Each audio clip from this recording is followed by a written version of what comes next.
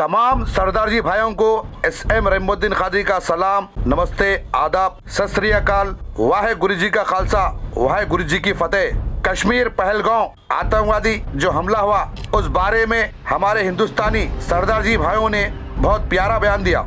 ये है हमारे हिंदुस्तान की शान, जो हिंदू मुस्लिम सिख ईसाई सब मिलकर रहते हैं। एक गंगा जमुना तहजीब है माशाल्लाह, जो आज गोदी मीडिया नहीं बता रही, जो आज पहलगांव आतंकी हमले की असलियत गोदी मीडिया नहीं बता रही, वहीं एक सच्चे हिंदुस्तानी आंखों देखा हाल बता रहे हैं। आप लोग ने देखा होगा जब भी हिंदुस्तान के हालात खराब होते, जब भी शर पसंद, जब ये शैतान की औलादे, ये आतंकवादियाँ जो एक बाप की औलाद न रहते, ये आतंकवादी का कोई मजहब नहीं होता, तो जब भी हिंदुस्तान में हिंदू मुसलमान का फसाद कराने की कोशिश करते तो सबसे पहले हिंदुस्तानी सरदार जी भाइयां आगे आकर हिंदू और मुसलमान के फसाद को रोकते। तो ये है हिंदुस्तान के असली सरदार जी, असली हिंदुस्तानी, जो हिंदू मुस्लिम सिख ईसाई सबको लेकर चलते हैं। मैं सलाम करता हूँ एस.एम. रहीमुद्दीन खादरी हमारे सरदार जी भाइयों को। पाकिस्तान मुर्दाबाद, हिंदुस्तान जिंदाबाद, हिंदुस्तान जिंदाबाद था, जिंदाबाद है, जिंदाबाद रहेगा। तो दुआ में याद रखिए, टाइगर अभी जिंदा है, एस.एम. रहीमुद्दीन खादरी अभी जिंदा है, अल्हम्दुलिल्लाह। इस्लाम जिंदाबाद, हिंदुस्तान जिंदाबाद, जय हिंद, जय भारत, भारत माता की जय, नारे तकबीर, अल्लाहु अकबर, खुदा हाफिज, खुदा हाफिज, खुदा हाफिज, जज़ाकल्लाह खैर, अस्सलामु अलैकुम व रहमतुल्लाहि व बरकातुहू। भारत में 30 करोड़ मुसलमान रहते हैं, आप समझो, वो 4 मुसलमान ने पूरा कश्मीर दिला दिया। अगर आप 30 करोड़ मानते पे ये टैग लगा रहे हो आतंकवाद का, तो तुम तो सांस लेके घर में नहीं पहुंच सकते मेरे भाई। ऐसी कोई गली नहीं है चप्पे चप्पे पे जहाँ मुसलमान नहीं रहता। आप मुझे बात बताओ, उनके बीच से हम रोज निकलते हैं, अस्सलाम वालेकुम, दुआ सलाम होता है, पर आप इस चीज को समझो कि भारत का आतंकवाद जो उधर पाकिस्तान से आ रहा है, उससे तो भारत का मुसलमान भी प्रताड़ित है भाई। क्या कश्मीर के अंदर उनको नहीं मारा? जो बचाने के उन्हीं को मार दिया। अब मुझे ये बात बताओ, क्या कश्मीरियों ने अपनी जान नहीं गंवाई? तो इस हमले के अंदर जो कश्मीरियों ने अपनी शहादत दी है, क्या उसको भूला जाना चाहिए? कि आज उस नजाकत खान को भूला जाना चाहिए, या उस घोड़े वाले को भूला जाना चाहिए जिसने 11 लोगों को बचाया? तो आप इस बात को समझो कि जो नफरतें हैं, यही भाजपा चाहती है कि इस नफरतों पे काम हो। वरना आज सरकार से सवाल होने चाहिए मीडिया के अंदर कि भैया तुम्हारी इंटेलिजेंसी फेलियर है, वो यहाँ पे घुसे तो घुसे कैसे? ऐसा कौन सा बॉर्डर है, मुझे बात बताओ जिस बॉर्डर पे आप पार करो और आपकी चेकिंग ना हो, और वो इतनी बड़ी बंदूकें लेके आए थे, कोई चेकिंग नहीं होती। मैं आपको ओपन चैलेंज करता हूँ भारत के हर निवासी को, आप कश्मीर छोड़ो, आप हरियाणा का बॉर्डर जहाँ पे चेक पोस्ट लगा हो, वहाँ 2 पेटी दारू की आप पार करा के दिखा दो। आपको एक दारू की पेटी पार नहीं करा सकते और वो बंदूकें लेके आ जाते हैं। ये कैसे संभव है कि 2000 पर्यटक है पर वहाँ पे कोई सुरक्षा नहीं है?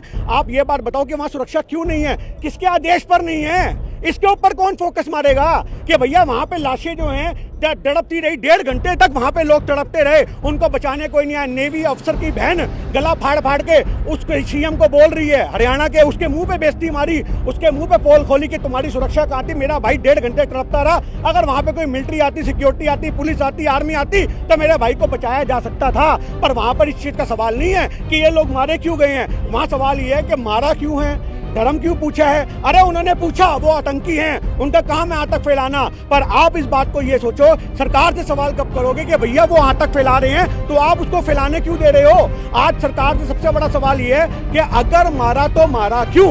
ये मुद्दा तो बाद में आएगा कि पूछा नाम या धर्म, वो क्यों, वो बात की है। आज हमारी देश के लोग अपने देशों को मार रहे हैं। अरे वो तो बाहर के थे जिन्होंने मारा, पर हम अपने देश के लोगों को धर्म देख के मार रहे हैं। हम कौन सा कम है फिर?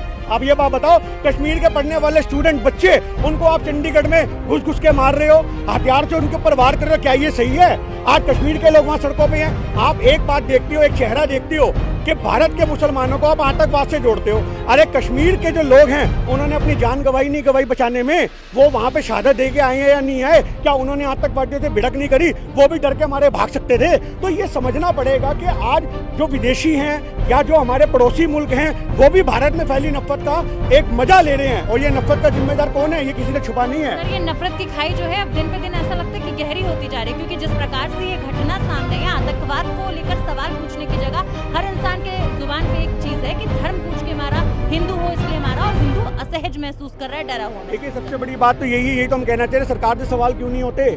जो गोदी मीडिया का काम होता है कि वो सरकार से सवाल करती है कि तुम्हारी इंटेलिजेंसी चूक है, कैसे सुरक्षा बलों को वहां पर आपने सवाल उठाया था, यहीं से शुरुआत की थी कि 2000 पर्यटक है पर वहां पर कोई सुरक्षा नहीं है। आप ये बात बताओ कि वहां सुरक्षा क्यों नहीं है? किसके आदेश पर नहीं है? इसके ऊपर कौन फोकस मारेगा?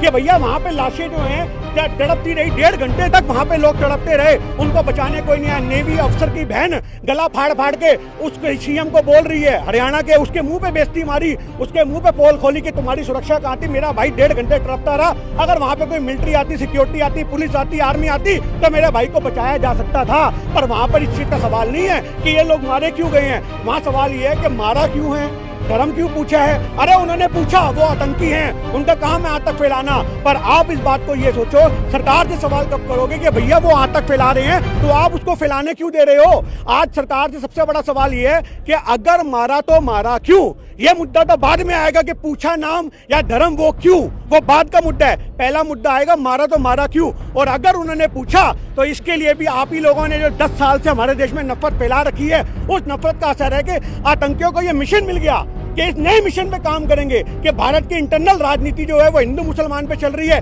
उसी का फायदा उठाओ। ये आपस में लड़ेंगे, मरेंगे, हिंदू मुसलमान को मारेगा, मुसलमान हिंदू को मारेगा, वो उसके खिलाफ नफरत लिखेगा। और ये देखने को मिला आज हमारे देश में नफरतें दोनों तरफ से फैलाने का मौका छोड़ने वाले लोग नहीं है।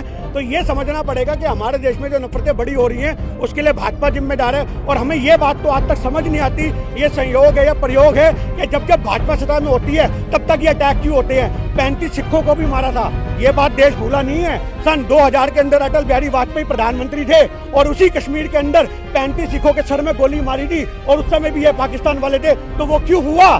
क्या आपने सबक लिया? पुलवामा हुआ, आपने सबक लिया? आप सबक ही तो नहीं लेते, आप सीख ही तो नहीं लेते। पुलवामा हुआ, हो गया। लेकिन सबक सिखाने की बात तो कर रहे हैं जी, सबक सिखाने की बात कर रहे हैं। अरे कौन सा सबक सिखाएंगे, ये सिर्फ खोखली बातें करते हैं, ये भाषण से सबक सिखाएंगे। इनका जो तीर है वो भाषण पे। अब एक बात बताओ, ऐसा कोई आदमी होगा कि किसी की मौत हुई, अरे वो प्रोटोकॉल होगा रेड कारपेट का, सामने वाले में तो संवेदना होनी चाहिए। अमित शाह जी, आपके अंदर तो होनी चाहिए। आप किसी की मैयत पे जाकर के मत्था टेक रहे हो और आप रेड कारपेट पे जा रहे हो, जिनकी लाशें खून से, पूरी कश्मीर पूरा खून से लाल हो गया और वहां पे आप कारपेट बिछा के चल रहे हो। वाह भी वाह, ये नवाबी का बर्दाश्त होगी। और उसके बाद प्रधानमंत्री साहब और मोदी मीडिया ये नहीं दिखा रही कि आतंकी हमला क्यों। मोदी ने डिनर छोड़ा, मोदी ने दौरा छोटा किया, मोदी आ रहे हैं वापसी। क्या हो गया वापसी आके? वहां चला गया बिहार में, वहां पे दांत फाड़ते फिर रहे हैं। आप इस बात को देखो। और जिन कश्मीरियों के ऊपर आप टारगेट कर रहे हो वो तो बेचारे सड़कों पे उतर करके पूरे के पूरे प्रोटेस्ट कर रहे हैं, आवाज बुलंद कर रहे हैं। और कौन ऐसा आदमी है जो अपनी रोजी रोटी पे लात मारेगा? उन बेचारों की तो रोजी रोटी सैलानियों से चलती है। जो हमारे जैसे लोग वहाँ पे टूरिस्ट के रूप में जाते हैं, उनसे ऐसे वीडियोस भी आ रहे हैं जो लोकल कश्मीरी है, वो कह रहे हैं कि हम किसी भी प्रकार से आतंकवाद को समर्थन नहीं देते। लोगों की मदद करने के लिए उन्होंने अपने घरों को बोल दिया है, खाना दे रहे हैं, फ्री पानी दे रहे हैं और लगातार वहाँ पे पहुंचे टूरिस्ट की मदद कर रहे हैं। वो कह रहे हैं कि हम किसी प्रकार से आतंकवाद का समर्थन नहीं करते और ज्यादातर लोग मुस्लिम हैं। मैं आपसे कहना चाह रहा हूँ, इसमें मुस्लिम की बात नहीं, वो भारतीय हैं, अच्छी बात है। 2-4 लोग हर जगह गंदे हो सकते हैं, कहीं पे भी हो। और आज मुद्दा फिर हमारा वही सवाल आएगा कि बॉर्डर से वो आए तो आए कैसे? कौन से सुरक्षा कर्मी, उसके नीचे से तो नहीं आ गए। सिक्योरिटी, कौन सी ऐसी एजेंसियां हैं जिनकी चूक हुई है, जिन्होंने उनके कागज चेक नहीं करे या डॉक्यूमेंट चेक नहीं करे? कुछ तो हुआ होगा। वही पूछ रही हूँ, बजरंगी भाईजान की तरह तारों के नीचे से तो नहीं आ गए? कोई बड़ी बात नहीं है, बजरंगी भाईजान की तरह तारों के नीचे से आ गए हो, कोई बड़ी बात नहीं है इसके अंदर। यही तहकीकात का विषय है। जब तक हमारे देश के अंदर ये तहकीकात नहीं होगी कि वो मारे कैसे गए, वो आए कैसे, तब तक मुद्दा आपको यही दिखेगा, हिंदू मुसलमान से जोड़ करके उसने उसको मार दिया, उसने उसके धर्म को। अरे धर्म अगर टारगेट हो रहे हैं तो उसकी गलती भी भाजपा की है, और अगर आतंकवादी अपने मिशन में कामयाब हो रहे हैं तो उसकी गलती भी आपकी है। आज आप पावर में हो, आज आप देश चला रहे हो, आप लोगों को कहते हो देश सुरक्षित हाथों में, क्या बैंगन सुरक्षित हाथों में? आप बताओ कौन सुरक्षित हाथों में है? जब से सरकार बन रही है कभी हिंदू मर रहे हैं, कभी मुसलमान मर रहे हैं, हमारे भारतीय रहे हैं और उसके ऊपर ये वोट मांगते हैं। आपने वो कहावत सुनी होगी, जिंदा हाथी लाख का, मरा तो 1.25 लाख का, क्योंकि उसके दांत के भी खिलौने बन के काम आते हैं। तो वही वाली बात हो रही है कि जो जिंदा हिंदू होगा वो 1 वोट है, वो मरेगा तो उसे कैश करेंगे, 100 वोट बटोरेंगे। वही आपको बिहार में दिख गया। वहां पे जाकर के बिहार के अंदर चुनावी बातें करके पूरा एक ऐसा माहौल बना रहे हैं कि लोग इनको वोट दें। ऐसा कोई आपने प्रधानमंत्री देखा है?